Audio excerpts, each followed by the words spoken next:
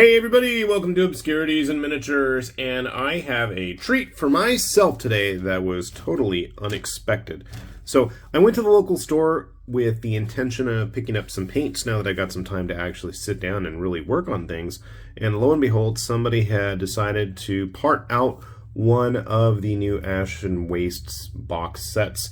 And when I saw the Nomad War Party sitting there waiting to be had for a significantly cheaper price than what it was going for both online and in the stores eventually, I'm like, gotta get that.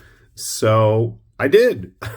I have been very fond of the Necromunda style sculpts and sprues for some time now, and hopefully once this gets posted, I'm going to go ahead and start posting over the next few weeks a significant backlog of Necromunda related videos. I've continually toiled away here and I have not shown any of them yet.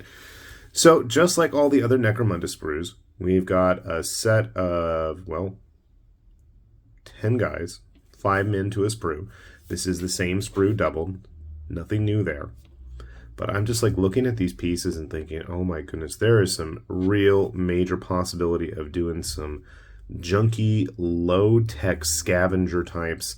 And I mean, the nice thing about Necromunda in general is there's not too much of the overt grim darkness, 40k-ishness that we see with all the skulls emblazoned on everything, traditionally with Imperial units.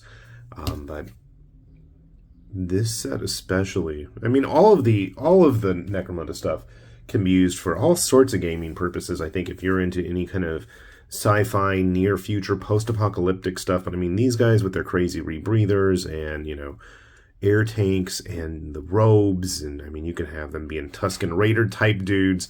You got a bunch of low-tech melee weapons. I don't even know why they've got all these canisters and things hanging off. Just very ramshackle looking tunics and armor stitched together. Really liking it. Now, I'm not sure how they're going to go together exactly. It looks, hypothetically, I haven't built any yet, obviously, that once we've got the backs and the fronts together, we're going to have a bit of a flat surface. So I'm imagining if you really wanted to play around with this and swap arms or put those arms on other models, that might actually be doable for once. I know that the Necromunda stuff is a little bit more conversion friendly than a lot of the 40k proper stuff these days. So that might bode well, and especially if you want to mix and match bits with like a Gene Stealer cult. Honestly and truly, that was my first thought. I was like, well, if I'm going to put these in a 40k game, these guys totally belong with a bunch of Stealers. So, who knows? I'm going to dig around through my bits and see if I have any old Stealer bits, especially like the cult members, like all those shotguns and stuff. That might not necessarily blend well enough with the tech level or stylings of a lot of the weaponry that these guys have, but that's okay. You know, that's half the fun of conversions, but I really dig the vibe these guys have going. Really like the look. The Fleet Riders, not so much. I don't know. I couldn't get behind the price point, and they didn't have any of these in the consignment cases for like nearly half off. So we'll have to wait. I mean, look at those heads. I'm assuming these are masks. I haven't really focused too much on the lore, but I mean, they'd make great generic, you know, rebreather wearing aliens in just about any kind of sci-fi setting, I'd imagine. So I think these guys, almost just as much, if not more so than a lot of the other gang sprues, you could totally get away with using in all sorts of other gaming arenas. So give me a sec. Will I build all of them at the moment? I don't know. If I enjoy these enough, we might just see all 10 of them put together already, but at the least we're going to get a half sprue done. So give me a sec, and we'll see how they turn out.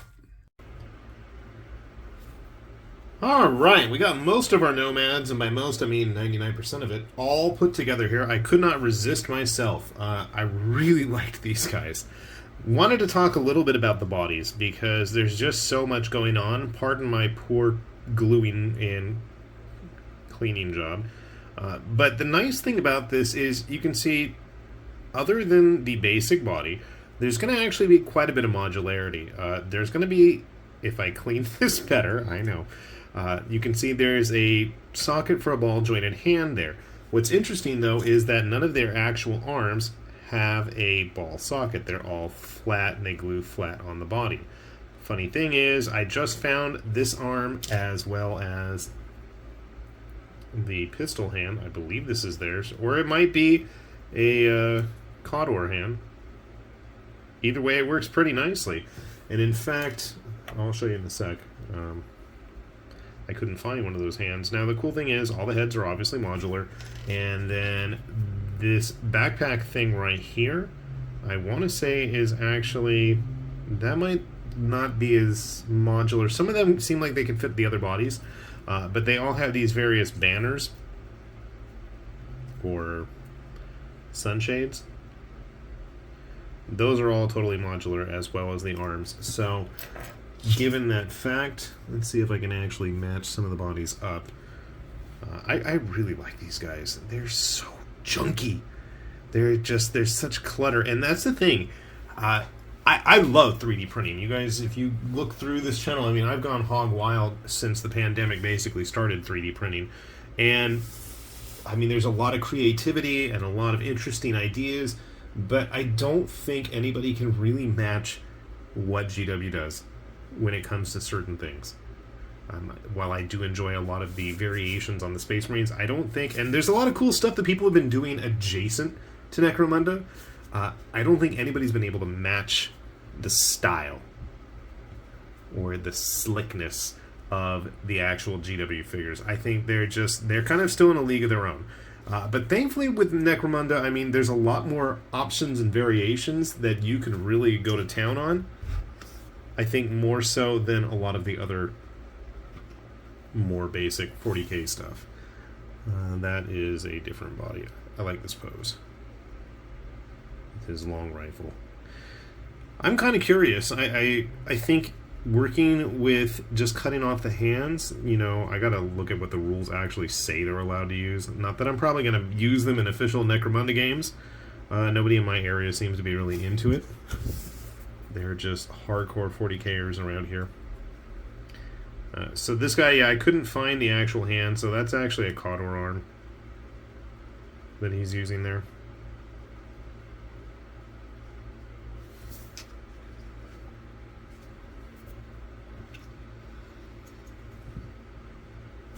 Are these the same? No, they are not. One of these guys, I accidentally glued the wrong leg. I'm pretty sure I glued the wrong leg on him. You're not even on your base. Okay, this guy is using the body of the leader.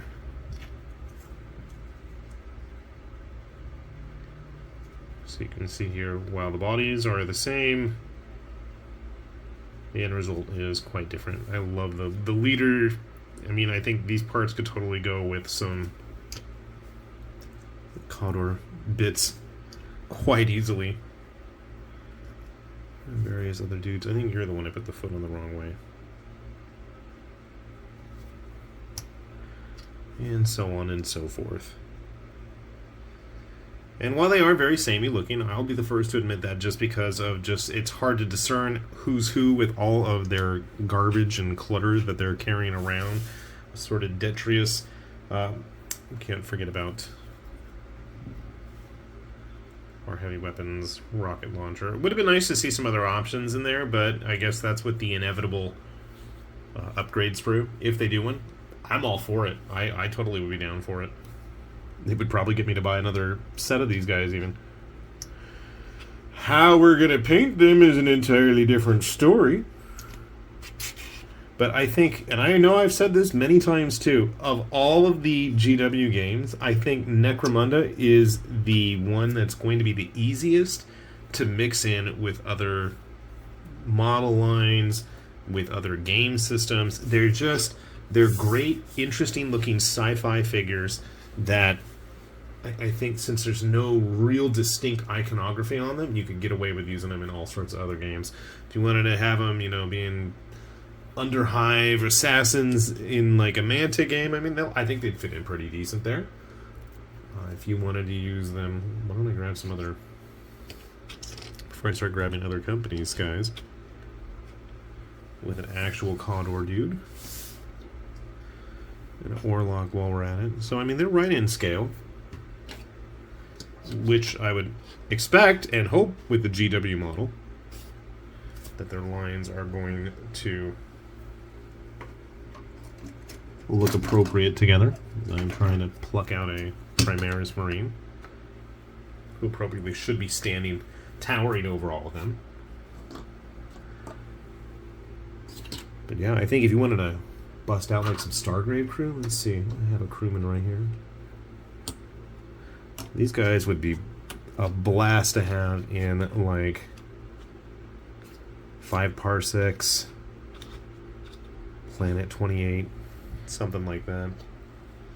RTLW figure. Well, I mean, if you're gonna go RTLW stuff anyways, you know, they're gonna fit right in line. Where'd my enforcer go from Mantic? I think just their faceless, minion-esque look to them, very drab. I think that's a very deliberate choice too. I think they're going to work great for all sorts of gaming purposes. Let me see here. I think I have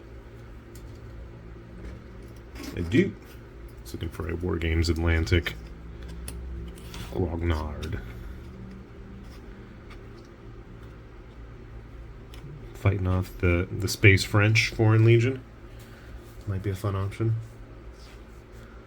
Like I said, I think these guys have a lot of potential. I really do. I am absolutely looking forward to getting them painted. I am probably going to be lame and just copy GW's house style. I like it. I thought it looked cool. Whether or not I have those colors is an entirely different story. And hopefully we will see those show up on a Monday morning video in our weekly painting progress stuff. So if you want to keep an eye on seeing how I end up painting them, every Monday we have those show up. So yeah. With that said though, this has been High Lord Tamberlane with Obscurities and Miniatures, saying thanks for watching, and we will see you back here soon. Bye-bye.